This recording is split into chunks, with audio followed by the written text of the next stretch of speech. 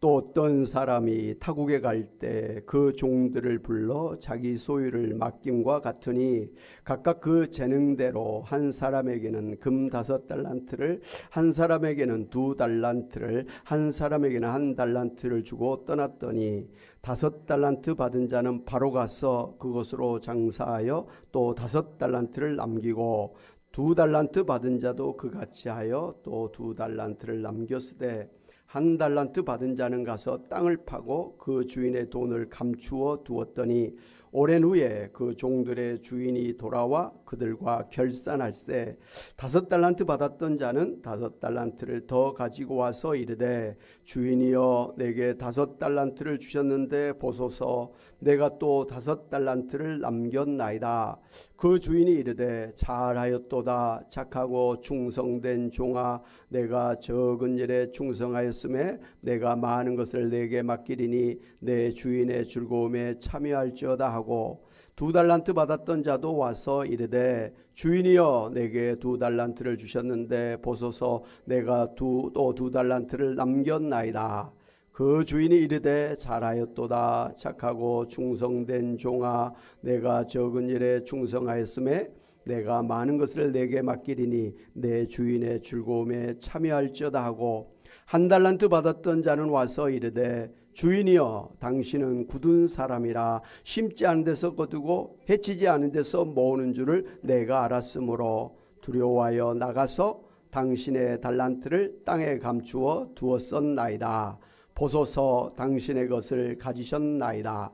그 주인이 대답하여 이르되 악하고 게으른 종아 나는 심지 않은 데서 거두고 해치지 않은 데서 모으는 줄로 내가 알았느냐? 그러면 내가 마땅히 내 돈을 취리하는 자들에게나 맡겼다가 내가 돌아와서 내 원금과 이자를 받게 하였을 것이니라 하고 그에게서 그 1달란트를 빼앗아 10달란트 가진 자에게 주라. 무릇 있는 자는 받아 풍족하게 되고 없는 자는 그 있는 것까지 빼앗기리라. 이 무익한 종을 바깥 어두운 데로 내쫓으라. 거기서 슬피 울며 이를 갈리라 하니라. 아멘.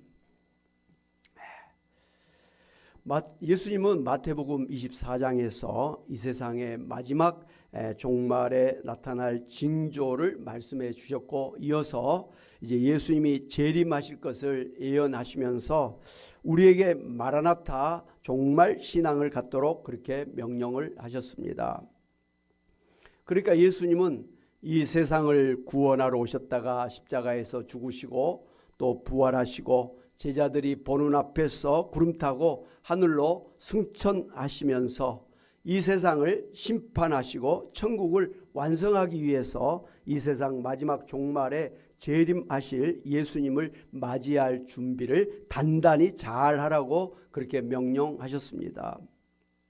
이어서 이제 오늘 마태복음 25장에서는 이렇게 예수님의 재림을 기다리는 그 종말에 처한 성도들이 어떻게 살아야 될 것인가에 대해서 3가지 비유로 말씀을 해주셨습니다. 그래서 지난주에는 신랑을 기다리는 10명의 처녀 비유를 통해서 예수님이 언제 재림하실지 모르니까 언제든지 예수님을 믿는 믿음의 등불을 켜서 깨어 있어야 된다고 그렇게 말씀을 해 주셨습니다.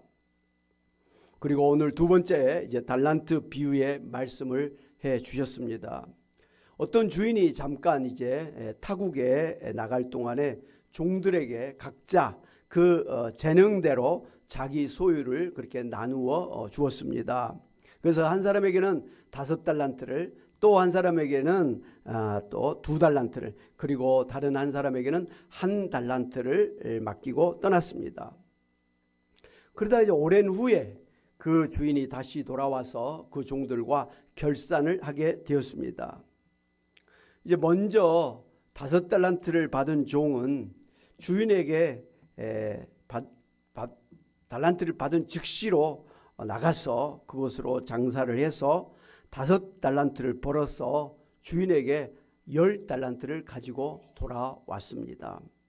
그러자 그 주인이 그 종에게 잘하였도다 착하고 충성된 종아 내가 적은 일에 충성하였으니 내가 많은 것으로 내게 맡기리니 내 주인의 즐거움에 참여할지어다 하고 칭찬하면서 상을 베풀어 주었습니다. 이어서 2달란트 받은 정도 마찬가지로 2달란트를 받자마자 즉시로 나가서 장사를 해서 또 2달란트를 벌어서 주인에게 4달란트를 가지고 왔습니다. 그러자 그 주인이 역시 그 종에게 잘하였도다. 착하고 충성된 종아, 내가 적은 일에 충성하였으니 내가 많은 것을 내게 맡기리니 내 주인의 즐거움에 참여할지어다 하시면서 또 칭찬을 하고 큰 상을 베풀어 주었습니다. 그런데 마지막 이제 1달란트 받은 사람은 그 달란트를 받자마자 나가서 장사를 한 게 아니라 땅을 파고 그 달란트를 땅에다가 묻어 두었다가 그리고 주인이 돌아왔을 때 그 땅에 묻어 두었던 1달란트를 다시 가지고 1달란트를 가지고 주인에게 나왔습니다. 그러면서 그는 주인에게 주인이여, 당신은 굳은 사람이라 심지 않은 데서 거두고 해치지 않은 데서 모으는 줄을 내가 알았으므로 두려워하여 나가서 당신의 달란트를 땅에 감추어뒀다가 그대로 가지고 왔습니다 라고 대답을 했습니다. 참 이 부분이 좀 해석이 필요한 부분인 것 같아요. 여기서 그 종이 주인을 굳은 사람이라 이렇게 불렀는데요. 여기서 굳은 그런 사람이라고 하는 것은 박정하고 또 포악하고 거칠고 엄하고 무서운 사람이라고 하는 그런 뜻이에요. 그러니까 그 종은 주인을 악한 그런 인격자로 몰아세워서 결국은 자신의 불성실과 직무유기에 대한 변명의 여지를 찾으려고 그렇게 했습니다. 그러니까 자기가 잘못했고 주인이 아주 악한 그런 탓으로 돌리고 있는 것입니다. 그는 자신의 주인 앞에서 그 주인의 인격을 매도하는 더 큰 죄를 저지르고 있었던 것입니다. 그러면서 그 종은 주인이 심지 않은 데서 거두고 해치지 않은 데서 모으는 사람이라고 말을 했습니다. 이 말은 이제 당시에 이제 씨를 뿌려서 그다음에 곡식을 이제 자라나게 해서 타작해서 곡식을 모으는 그런 장면을 나타내는 그런 말입니다. 주인을 심지 않고 거두는 사람이라고 그렇게 말했는데요. 이 말은 주인이 일하지 않고서 다른 사람들이 씨를 심고 추수해서 곡식을 모으는, 그렇게 해서 노동한 대가를 가로채고 착취하는 그런 사람이라고 그렇게 부른 겁니다. 그리고 주인을 해치지 않은 데서 모으는 사람이라고 했습니다. 이것은 추수한 곡식을 마당에 이제 널어놓고 말린 후에 키질을 해서 이제 결을 헤쳐서 곡식을 모으는 장면을 나타내는데, 이 주인을 키질도 하지 아니하고 아무런 그런 노동을 하지 아니하고 알곡을 모으려고 하는 불로소득자라고 그렇게 이야기를 했던 것입니다. 이렇게 그 종은 주인이 종들을 부려 먹으면서 종들이 노동한 대가를 착취하고 불로소득하는 그런 악한 주인으로 생각하고 있었기 때문에 주인을 두려워했다고 그렇게 말을 했습니다. 그래서 주인에게 자신이 받은 1달란트를 혹시나 잘못해서 잃게 되거나 손해를 보면 주인이 자신을 벌하게 될까 봐 두려워해서 그냥 땅속에 숨겨 놓았다가 그대로 가져왔다고 했습니다. 한마디로 주인이 맡겨준 일을 하나도 하지 않고 그냥 빈둥빈둥 놀고 있다가 그렇게 주인에게 나온 것입니다. 여러분, 어떻게 자신에게 주인의 재산을 맡겨준 주인을 이렇게 나쁜 사람으로 매도할 수가 있을까요? 도대체 이 사람은 어떤 생각을 가지고 산 사람이었기에 주인 앞에서 이렇게 대놓고 주인을 욕하고 또 주인이 자신에게 1달란트 준 것에 대해서 부당하다라고 지금 이렇게 따지고 있는 것일까요?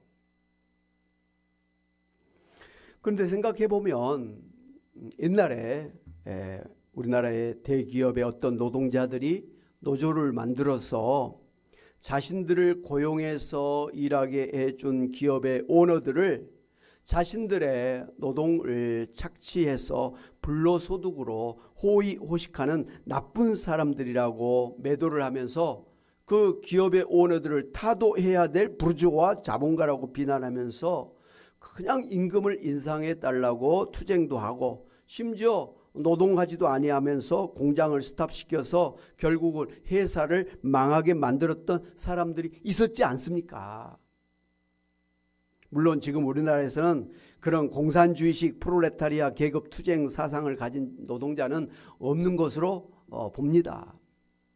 그런데 오늘 성경이 한 달란트 받았던 종이 바로 그런 잘못된 사상을 가지고 주인 앞에서 대놓고 주인을 비난하면서 자신에게 맡겨진 일을 하지 않은 것에 대해서 핑계를 대고 있었던 것입니다. 어떻게 보면 주인을 다른 사람의 노동력을 착취해서 불로소득이나 취하는 그런 악한 사람이라고 비난했던 그 종이 바로 주인의 배려와 은혜를 받아먹고 살고 있으면서도 감사하지도 않고 오히려 불평, 불만하고 자신의 일은 하지 않은 악한 사람인 것을 거꾸로 지금 이야기한 것입니다. 자기가 그런 악한 사람이면서 자기가 남이 한 것을 갖다가 그렇게 착취를 하고 수고도 안 하면서 먹고 살고 있으면서 되려 주인을 갖다가 욕하고 있었다라는 것이죠. 주인이 나쁜 사람이다 라고 말한 건 다 지금 자기를 말한 거예요. 이렇게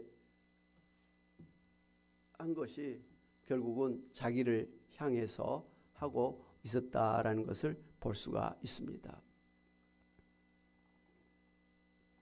그렇게 주인을 비난하고 핑계를 대고 있는 종에게 주인은 악하고 게으른 종이라, 무익한 종이라고 책망을 하면서 그 주었던 한 달란트마저도 빼앗아 가지고 10달란트 받았던 자에게 주었습니다. 그리고 그 종을 집에서 내쫓아 버렸습니다. 여러분이 만약에 이런 주인이라고 한다면 자기의 재산을 맡겨준 종이 그딴 식으로 이렇게 주인을 나쁘게 이야기를 하고 맡겨준 일을 하나도 안 하고 빈둥빈둥 놀다가 그렇게 아무것도 하지 않은 채로 나온다면 여러분은 그 종을 좋아할 리가 있겠습니까? 뭘 이런 종을 데리고 살겠습니까? 내쫓아 버리죠. 사랑하는 여러분, 오늘 달란트 비유는 하나님께서 우리 모든 사람들에게, 믿는 사람이든 믿지 않는 사람들에게 각자에게 맞는 그런 달란트를 주셨다고 하는 그런 것을 전제로 합니다. 그리고 예수님이 재림하실 때 모든 사람들을 다 이제 심판대 앞에서 결산하게 된다라는 것을 말씀을 하고 있습니다. 그래서 그 하나님께서 주신 그런 달란트, 사명, 재능, 은사 이런 것들을 가지고 잘한 사람에게는 상을 주고, 반대로 하나님께서 주신 그런 재능, 은사, 달란트를 가지고 하나도 하지 아니하고 말이죠. 오히려 다른 사람들에게 걸거치는 그런 인생을 산 사람들, 오히려 악한 일을 하는 그런 사람들을 심판해서 지옥에 던져버리겠다라고 그렇게 말씀하신 것입니다. 그래서 5달란트 받은 사람이나 2달란트 받은 사람처럼 열심히 일을 해서 많은 결실을 맺은 사람은 하나님 앞에서 착하고 충성된 종이라고 칭찬을 받고 이 땅에서도 100배로 또 상을 받고 하나님의 나라 천국에 들어가서 하나님과 함께 천국의 영생 복락을 누리게 될 것입니다. 반대로 1달란트 받은 종처럼 하나님을 부정하고 대적하고 악하고 게을러서 예수님을 믿지도 않고 자신에게 주어진 그런 사명을 제대로 감당하지 못한 사람은 심판을 받아서 지옥의 저주를 받게 될 것입니다. 사랑하는 여러분, 오늘 말씀처럼 성경에서는 줄기차게 마지막에 예수님이 재림하시면 우리가 그동안 산 것에 대해서 반드시 심판하셔서 천국 아니면 지옥의 심판을 하실 뿐만 아니라 주님을 위해서 그리고 교회를 위해서 충성한 사람에게는 큰 상을 주실 것을 그렇게 믿으시기 바랍니다. 성경의 마지막 책이 요한계시록이잖아요. 그 중에서도 요한계시록 22장이 마지막이잖아요. 그 요한계시록 22장 12절에서는 이렇게 약속을 해주셨습니다. 같이 한번 보겠습니다. 시작. 보라, 내가 속히 오리니 내가 줄 상이 내게 있어 각 사람에게 그가 행한 대로 갚아주리라. 여러 말씀을 하시고 성경의 마지막에 분명하게 한 가지 약속을 해주셨는데, 그것은 바로 우리가 주님을 위해서 하나님 나라를 위해서 수고한 것을 반드시 기억하셔서 반드시 그에 합당한 넘치는 상을 주시겠다고 약속을 해주신 것입니다. 할렐루야. 성경에 보면 하나님의 사람들은 모두 다 하나님께서 맡겨주신 일에 충성하였음을 볼 수가 있습니다. 먼저 우리 주 예수님이 하나님의 아들이심에도 불구하고 이 세상을 구원하시기 위해서 사람들의 그 모진 비난과 핍박과 심지어 십자가에서 죽으시면서까지도 끝까지 당신의 사명에 충성을 했습니다. 그런 예수님을 하나님께서는 높여주셨죠. 그래서 모든 그 무릎들이 예수님 앞에 꿇고 예수님을 하나님으로, 왕으로, 주님으로 그렇게 섬기도록 예수님을 높여 주신 것을 볼 수가 있습니다. 성경에 보면 이제 바벨론의 포로로 잡혀갔던 이스라엘 민족이 그 아말렉 족속 후손인 이 하만에 의해서 그 멸족을 당할 위기에 처하게 된 때가 있었습니다. 그때 유대인 출신 이 에스더 왕후가 금식을 하면서 내가 죽으면 죽으리다, 그런 일사각오의 그런 마음을 가지고 왕 앞에 나아갔습니다. 그 당시에는 왕이 부르지 않았는데도 그 왕비일지라도 왕 앞에 가면 그건 죽음을 면치 못했습니다. 왕이 불러야만 왕 앞에 나올 수 있었던 때예요. 그런데 이 에스더 왕후가 왕 앞에 나아가는데 왕이 부르지 않았는데도 나아가고자 한 거거든요. 그래서 왕 앞에 나가서 지금 하만이 지금 이 나라의 유대인들을 갖다가 전부 죽이려고 지금 계획을 세우고 있습니다. 그걸 갖다가 하소연해야 되는데, 그래서 죽으면 죽으리라고 하는 그런 각오를 가지고 금식한 이후에 왕 앞에 나아갔더니 역시 하나님께서 그 기도를 들어주심으로 오히려 왕 앞에 오는 그 왕을 엄청나게 예쁘게 보게 하셔가지고 왕후를 기쁨으로 받아들이고, 그러면서 얼마나 기쁜든지 왕후여, 당신이 원하는 것이 무엇이냐, 그것이 이 나라의 절반을 원할지라도 내가 주겠노라, 그렇게 두 번이나 그렇게 약속을 한 겁니다. 얼마나 그 왕후를 이쁘게 봤으면, 사랑스럽게 봤으며, 보자마자 웃으면서 내가 이 나라의 절반을 주겠다고 그렇게 약속을 했겠습니까? 이 모든 게 에스더 왕후가 하나님 앞에 죽으면 죽으리라 그런 기도를 하고 나갔기 때문에, 하나님께서 그 기도에 응답해 주셨기 때문에 이런 기적의 역사가 일어났던 것입니다. 그 결과로 이제 이스라엘 백성을 죽이려고 했던 하만이 오히려 높은 장대에 달려서 죽임을 당하게 됐고, 그 가족도 멸절을 당했고, 그 오히려 민족들도 그렇게 아말렉 족속들도 그렇게 멸망을 당하는 그러한 완전히 전화위복의 기회가 된 것을 볼 수가 있습니다. 그래서 지금도 이스라엘에 가면 부림절이라 그래서 그 에스더 왕후에 의해서 구원을 받은 그날을 기념하면서 축제를 벌이고 있는 걸 볼 수가 있습니다. 그리고 지금 보면 다른 어떤 이스라엘의 절기보다는 이 부림절의 축제예요. 축제. 가장 그렇게 신나게 춤추고 노래하고 그걸 기념하는 것을 성지순례 가서 본 적이 있습니다. 옛날에 그 에스더 왕후 한 사람이 정말 내가 목숨을 바쳐서라도 이 민족을 살리기 위해서 내가 나가겠다고 했기 때문에 그 민족을 사랑하는 그런 충성스러운 마음 때문에 결국은 나라가 구원을 받고 지금까지도 그렇게 기념하는 그러한 결과를 가져왔다라는 것을 볼 수가 있습니다. 그런가 하면 하나님이 인정을 하시고 자랑스럽게 생각했던 한 사람이 있는데 바로 욥이지요. 욥은 어느 날 갑자기 그 도적대들이 나타나고 자신의 그 수많은 양과 소와 낙타를 갖다가 다 죽이고 훔쳐갔습니다. 그리고 그 자기의 종들을 다 잡아다 죽였습니다. 그런데 또 불행하게도 그 10명의 자녀들이 그 한꺼번에 모여서 잔치를 하고 있는데 갑자기 막 돌풍이 닥쳐가지고 집이 무너져서 한꺼번에 자식을 잃게 되는 그러한 어려움을 당하게 됐습니다.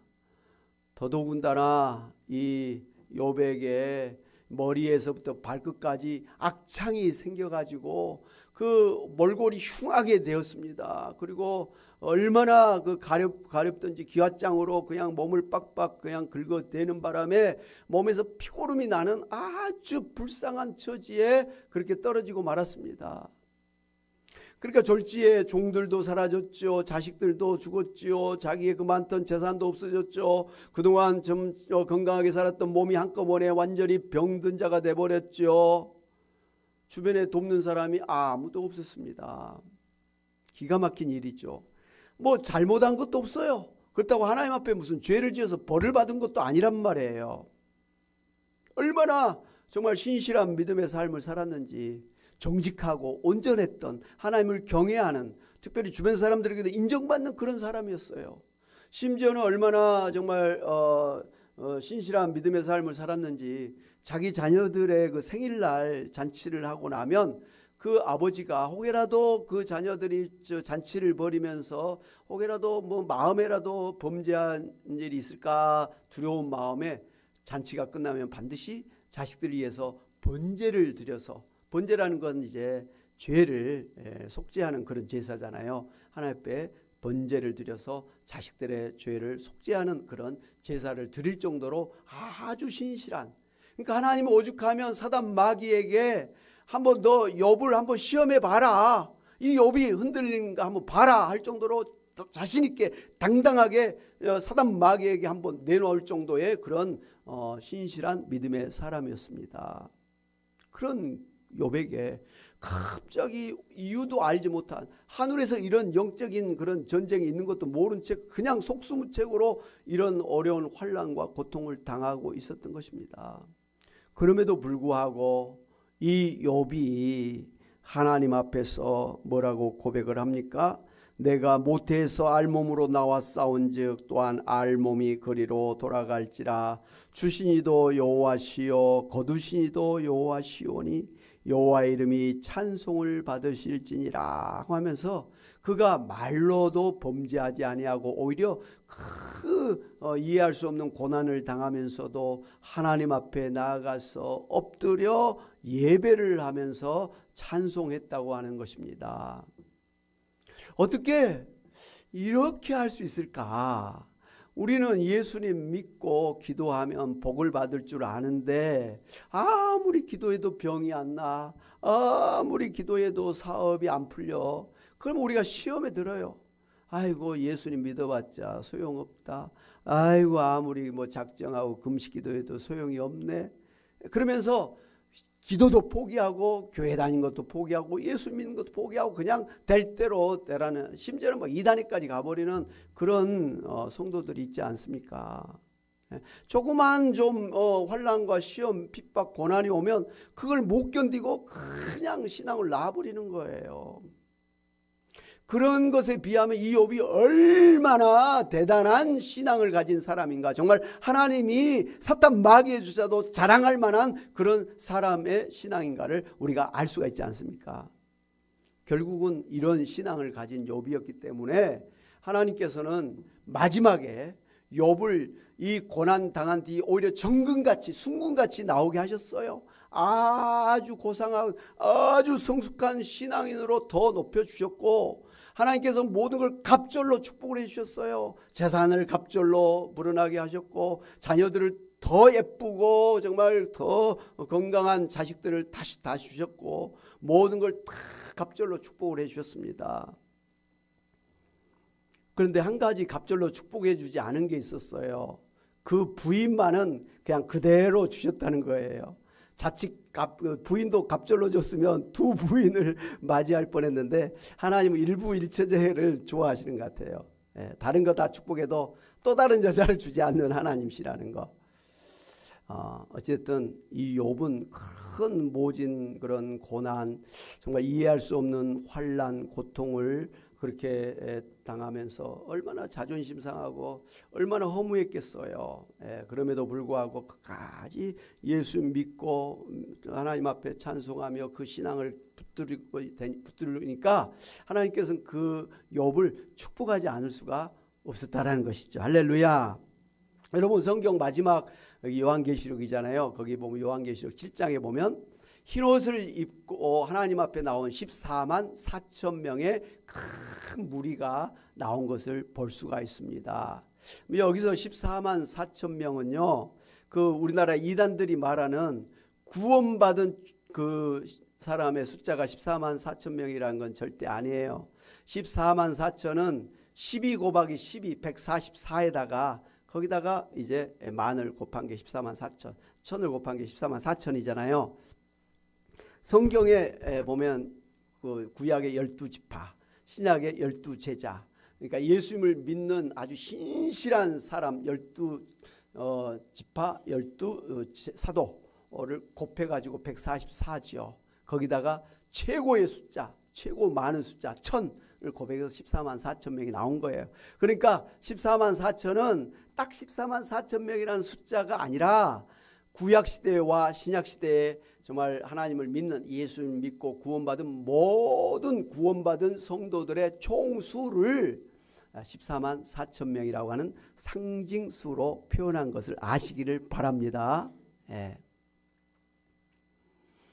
어찌됐든 14만 4천 명이 흰옷을 입고 손에 종려나무 가지를 가지고 하나님 앞에 나와서 거룩하고 거룩하고 거룩하신 하나님, 또 하나님의 어린 양 예수님, 성령을 막 찬송하면서 그렇게 경배를 했습니다.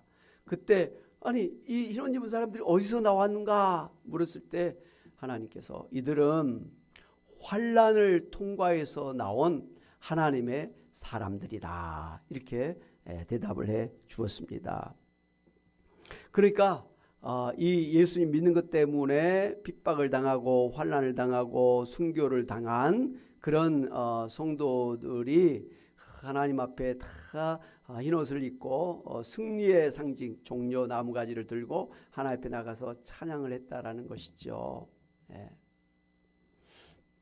이들은 천국에서 하나님 앞에서 하나님을 섬기고 다시는 줄이지도 아니하고 목마르지도 아니하고 해나 뜨거운 기운에 상하지도 아니하고 예수님이 저들을 생명수 샘물로 인도하시고 그들의 눈에서 눈물을 씻어 주셔서 다시는 눈물도 고통도 죽음도 없는 영생 복락을 누리게 될 것이다, 이렇게 말씀해 주셨습니다. 할렐루야. 오늘 예수 믿고 구원받은, 그리고 그 믿음을 끝까지 붙들고 사시는 우리 모든 권사님 집사님들을 하나님께서 참으로 끝까지 붙들어 주셔서 천국의 흰옷을 입고 종려나무 가지를 흔들면서 하나님 앞에 영광을 돌리며 영생 복락을 누리게 하실 것을 믿으시기를 바랍니다.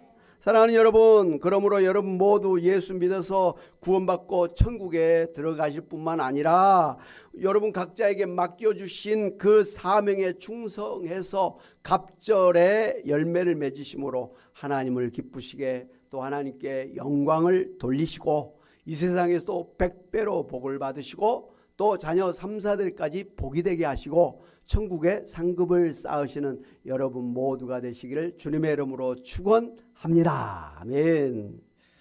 우리 찬송 같이 하고 기도하겠습니다. 찬송가 325장 같이 보겠습니다. 찬양하겠습니다. 예수가 함께 하신 시험이 오나 가본데 예수가 함께 계시니 시험이 오나 겁없네 기쁨의 근원 되시는 예수를 위해 삽시다. 아멘. 날마다 주를 섬기며 언제나 주를 기리고 그 사랑 안에 살면서 딴 길로 가지 맙시다. 이 세상 사는 동안에 주 이름 전파하면서 무한한 복락 주시는 예수를 위해 삽시다. 아멘.